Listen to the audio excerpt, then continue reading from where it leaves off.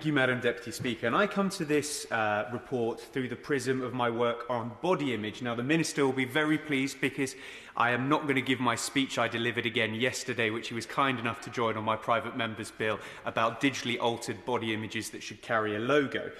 But of course, while I'd welcome the government taking that piece of legislation up, I have to play on the government's playing field. So that's led me to assess this bill through that prism.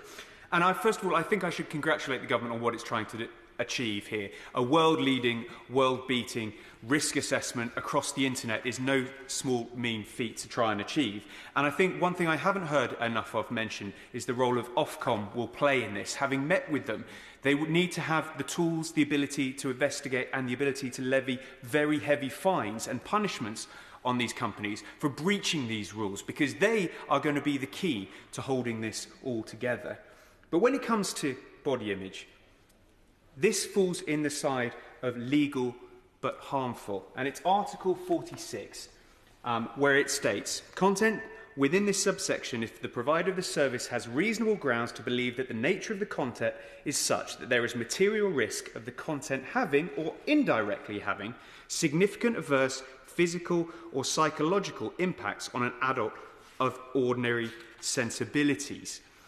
It goes on to state and repeat that in several versions, and this is matched up in the report as well, which I'm pleased to see, although I do appreciate there is a difference of opinion when it comes to Clause 11 where that should remain.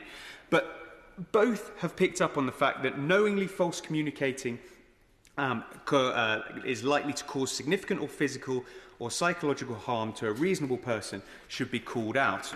In the draft report, it goes on to say, as with other safety duties, we recommend that Ofcom is required to issue a mandatory code of practice to service providers on how they comply with this duty. In doing so, they must identify features and processes that facilitate sharing and spreading of material in these named areas, set out for clear expectations of mitigation and management strategies.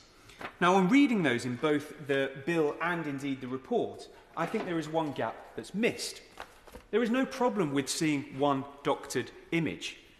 It's the volume of doctored images that you see, repeat images of shoulders distorted, waist thinner, breasts bigger, that have an impact. And that's the same when it comes to people looking for dietary requirements. And the member for Gosport, who's no longer in her seat, hit the nail on the head perfectly. It's algorithms. And this is why I want to see the bill stronger. Because every meeting I have had with TikTok, Instagram, Facebook, Snapchat, you name it. When I ask about the algorithms, they say, we can't tell you more about it because it's commercially sensitive. But fundamentally, these are driving us down the rabbit holes the report so rightly picks up on. How are we in this House to be able to determine what things look like if we don't understand what's driving it there in the first place? The horse has literally left the stables by the time we're picking up the pieces. Now, I'm pleased to see in previous debates the Minister has said Ofcom will have the ability to request this information. But I would ask it to go one further step, to say that it could expose that information to the public. Why? Because that will undermine the whole model of driving these companies on their commercial activity, because it would lay it all bare for us all to see. And that's the key with the transparency that we need to see here. Because otherwise, how do we police the volume of images that are being delivered to our young people, be it body images, be it about self-harm, be it about race hate or race baiting or whatever it is you want to call it, or whatever your niche happens to be? We heard already in the debate, the social media plays on your interests, but it plays on your insecurities too. And that's what we've got to tighten up on. And the bill and this report worked in conjunction can really do that. But I urge that the volume is considered and, most importantly, the algorithms.